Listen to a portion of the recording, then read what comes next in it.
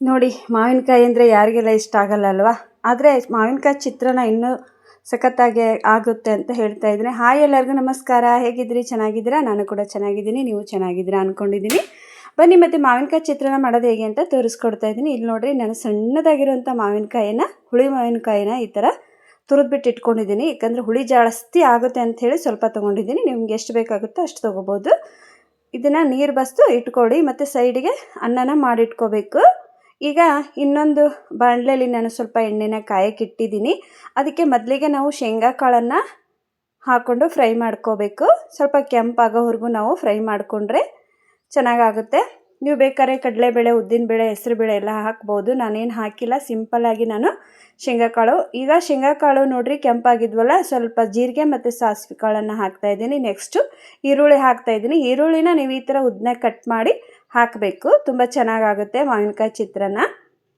ನೋಡಿ, ಇವಾಗ ತೋರಿಸ್ತಾ ಇದ್ದೀನಿ. ಈ ಥರ ಉದ್ದನಾಗಿ ಈರುಳ್ಳಿನ ಕಟ್ ಮಾಡಿ ಹಾಕಿ. ಇವಾಗ ಹೇಗಿದ್ದರೂ ಮಾವಿನಕಾಯಿ ಸೀಸನ್ ಅಲ್ವಾ, ಸಿಗ್ತಾವೆ ಮಾವಿನಕಾಯಿ. ಉಪ್ಪಿನಕಾಯಿ ಮತ್ತು ಪಳು ಅಂತ ಮಾಡ್ತೀವಿ, ಚಟ್ನಿ ಮಾಡ್ತೀವಿ, ತುಂಬ ಚೆನ್ನಾಗಾಗುತ್ತೆ. ಸ್ವಲ್ಪ ಫ್ರೈ ಆದಮೇಲೆ ಕರಿಬೇವು ಹಾಕ್ತಾಯಿದ್ದೀನಿ. ನೋಡಿ, ನಾನು ಕರಿಬೇವಿನ ಸೊಪ್ಪು ಹಾಕಿ ಮತ್ತು ಹಸಿಮೆಣಸಿನ್ಕಾಯನ್ನು ಹಾಕ್ತಾಯಿದ್ದೀನಿ. ಇದಕ್ಕೆ ನೀವು ಬೇಕಾದರೆ ಹಸಿ ಕೊಬ್ಬರಿನ ಹಾಕ್ಬೋದು. ನಾನಿಲ್ಲಿ ಹಾಕಿಲ್ಲ ಫ್ರೆಂಡ್ಸ್, ನೀವು ಬೇಕು ಅಂದರೆ ಹಾಕ್ಬೋದು. ಆಮೇಲೆ ನಾನೇನು ತುರಿದು ಇಟ್ಕೊಂಡಿದ್ದೆನಲ್ಲ ಮಾವಿನಕಾಯಿ, ನಾನು ಸಣ್ಣ ಮಾವಿನಕಾಯಿ 2 ತುರಿದು ಇಟ್ಕೊಂಡಿದ್ದೆ. ನೋಡಿ, ಕೆಲವೊಂದು ಹುಳಿ ಇರುತ್ತೆ, ಕೆಲವೊಂದು ಹುಳಿ ಇರೋದಿಲ್ಲ. ಹುಳಿ ಇದ್ದರೆ ಸ್ವಲ್ಪ ತೊಗೊಳ್ಳಿ. ಇವಾಗ ನಾನು ಒಂದು ಟೊಮೊಟೊ ಹಣ್ಣು ಹಾಕ್ತಾಯಿದ್ದೀನಿ. ಒಂದು ಸಣ್ಣದಾಗಿ ಹೆಚ್ಚಿರುವಂಥ ಟೊಮೊಟೊ ಹಾಕ್ತಾಯಿದ್ದೀನಿ. ಎಲ್ಲನೂ ನೀಟಾಗಿ ನೀವು ಮಿಕ್ಸ್ ಮಾಡ್ಕೊಳ್ಳಿ.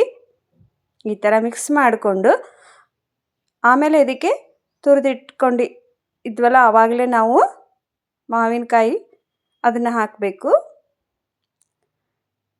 ಟ್ರೈ ಮಾಡಿ ಫ್ರೆಂಡ್ಸ್, ತುಂಬ ಸಖತ್ತಾಗುತ್ತೆ. ಮತ್ತು ನೀವು ಯಾರೆಲ್ಲ ಈ ಥರ ಮಾಡಿದಿರಂತ ನನಗೆ ಕಮೆಂಟ್ ಬಾಕ್ಸ್ ಒಳಗೆ ಕಮೆಂಟ್ ಹಾಕಿ. ಏನು ಬಿಸಿಲು ಅಂತೀರಲ್ವ ಫ್ರೆಂಡ್ಸ್, ಸಿಕ್ಕಾಪಟ್ಟೆ ಬಿಸಿಲು ಇರೋದ್ರಿಂದ ಬರೀ ನೀರು ಕುಡಿದ್ರೇ ಹೊಟ್ಟೆ ತುಂಬುತ್ತೆ. ಅದರಲ್ಲೂ ಈ ಥರ ಮಾವಿನಕಾಯಿ ಚಿತ್ರಾನ್ನ ಸ್ವಲ್ಪ ಮಾಡ್ಕೊಂಡು ತಿನ್ನೋಣ ಅಂತ ಮಾಡ್ತಾಯಿದ್ದೆ. ಇವಾಗ ಮಕ್ಕಳು ರಜೆ ಇರೋದ್ರಿಂದ ಮಕ್ಕಳು ಮನೆಯಲ್ಲೇ ಇರ್ತಾರೆ. ಮಕ್ಕಳು ಏನಾದರೂ ಕೇಳ್ತಾನೆ ಇರ್ತಾರಲ್ವ, ಮಾಡಿಕೊಡ್ಬೇಕು.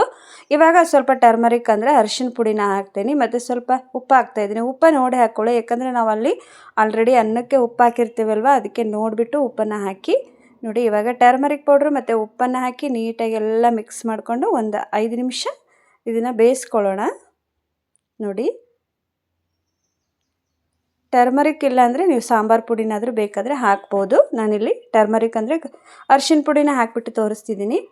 ಇವಾಗೆಲ್ಲ ಮಾರ್ಕೆಟಲ್ಲೂ ಮಾವಿನಕಾಯಿ ಸಿಗುತ್ತೆ. ಒಂದು ಸಲ ಈ ಥರ ಚಿತ್ರಾನ್ನ ಮಾಡ್ಕೊತೀನಿ, ತುಂಬ ಸಖತ್ತಾಗೆ ಆಗುತ್ತೆ. ಈ ಕಡೆ ನಾನು ಅನ್ನನೂ ರೆಡಿ ಮಾಡಿಟ್ಕೊಂಡಿದ್ದೆ, ಅಂದರೆ ರೈಸ್ ರೆಡಿ ಮಾಡಿಟ್ಕೊಂಡಿದ್ದೆಲ್ಲ, ಅದಕ್ಕೆ ನಾನು ಇವಾಗ ಆಗಲೇ ಮಾಡ್ಕೊಂಡಿರುವಂಥ ಒಗ್ಗರಣೆನ ಇಲ್ಲಿ ಹಾಕ್ತಾಯಿದ್ದೀನಿ. ನೋಡಿ, ಒಗ್ಗರಣೆ ಹಾಕಿಬಿಟ್ಟು ಎಲ್ಲ ನೀಟಾಗಿ ಮಿಕ್ಸ್ ಮಾಡ್ಕೊಳ್ಳಿ. ಸ್ವಲ್ಪನೇ ಹಾಕ್ಕೊಳ್ಳಿ, ಯಾಕಂದರೆ ಇದು ಜಾಸ್ತಿ ಹಿಡಿಯುತ್ತೆ ಒಗ್ಗರಣೆನ, ಅದಕ್ಕೆ ಒಂದು ಸ್ವಲ್ಪ ಜಾಸ್ತಿನೇ ಮಾಡಿಟ್ಕೊಳ್ಳಿ. ನೀವು ಭಾಳ ಜನ ಇದ್ದರೆ ಮಾವಿನಕಾಯಿನ 2-3 ಆಗಿ ತುರಿದಿಟ್ಕೊಂಡು ಮಾಡ್ಕೋಬೋದು. ನೋಡಿ, ಇವಾಗ ನಾನೆಲ್ಲ ಫ್ರೈ ಮಾಡ್ಕೊತೀನಿ, ಎಲ್ಲದನ್ನು ಕಲಿಸ್ಬಿಡ್ತೀನಿ. ನೋಡಿ, ಈ ಥರ ಎಲ್ಲ ನೀಟಾಗಿ ಮಿಕ್ಸ್ ಮಾಡಿಕೊಂಡ್ರೆ ಮಾವಿನಕಾಯಿ ಚಿತ್ರಾನ್ನ ಬೇಗ ರೆಡಿ ಆಗಿಬಿಡುತ್ತೆ. ಕೆಲವೊಬ್ಬರು ನಿಂಬೆಹಣ್ಣನ್ನು ಹಾಕ್ತಾರಂತೆ, ಬಟ್ ನಾನು ಹಾಕಿಲ್ಲ. ಯಾಕಂದರೆ ಟೊಮೊಟೊ ಹಣ್ಣು ಹಾಕಿರ್ತೀನಿ ಮತ್ತು ಹುಳಿ ಮಾವಿನಕಾಯಿ ಹಾಕಿರೋದ್ರಿಂದ ಇನ್ನು ಹುಳಿ ಆಗ್ಬೋದು ಅಂತ ಹಾಕಿಲ್ಲ. ನೀವು ಹುಳಿಗೆ ಜಾಸ್ತಿ ಬೇಕು ಅನ್ನೋದಾದರೆ ಹಾಕ್ಬೋದು, ನಾನಿಲ್ಲಿ ಹಾಕಿಲ್ಲ. ಲಾಸ್ಟಿಗೆ ಸ್ವಲ್ಪ ಕೊತ್ತಂಬರಿ ಸೊಪ್ಪನ್ನು ಹಾಕಿಬಿಟ್ಟು ಎಲ್ಲ ಮಿಕ್ಸ್ ಮಾಡ್ತೀನಿ. ನೋಡಿ, ತುಂಬ ಚೆನ್ನಾಗಾಗುತ್ತೆ, ಮಾಡ್ಕೊಳ್ಳಿ.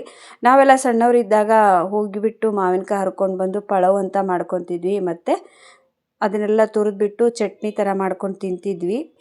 ಇವಾಗೆಲ್ಲಿ ಫ್ರೆಂಡ್ಸ್, ಇವಾಗ ಮಾವಿನಕಾಯಿ ಮಾರ್ಕೆಟೆಲ್ಲ ಸಿಗುತ್ತೆ, ಅದನ್ನೇ ತೊಗೊಂಡು ಬಂದು ತಿಂತಾರೆ. ಆದರೆ ನಾವೆಲ್ಲ ಮಾವಿನಕಾಯಿ ಹರಿಯೋದಕ್ಕೆ ಹೋಗಿ ಒಡಿಸ್ಕೊಂಡಿರೋದು ಇದೆ, ಎಲ್ಲ ಇದೆ. ನೋಡಿ, ಇವಾಗ ಬಾಲ್ಯದ ನೆನಪು ಮತ್ತೆ ಮರುಕಳಿಸಿ ಬರಲ್ಲ ಅಂತ ಹೇಳ್ತೀನಿ. ದಯವಿಟ್ಟು ಈ ವಿಡಿಯೋನ ನೋಡಿ ಲೈಕ್ ಮಾಡಿ, ಮತ್ತು ಯಾರಿಗೆಲ್ಲ ಇಷ್ಟ ಆಗಿದೆ ಅವರು ಕಮೆಂಟ್ ಬಾಕ್ಸ್ ಒಳಗೆ ಕಮೆಂಟ್ ಹಾಕಿ. ನಮ್ಮೆಲ್ಲರ ಸಪೋರ್ಟ್ ಇದೇ ಥರ ಇರಲಿ.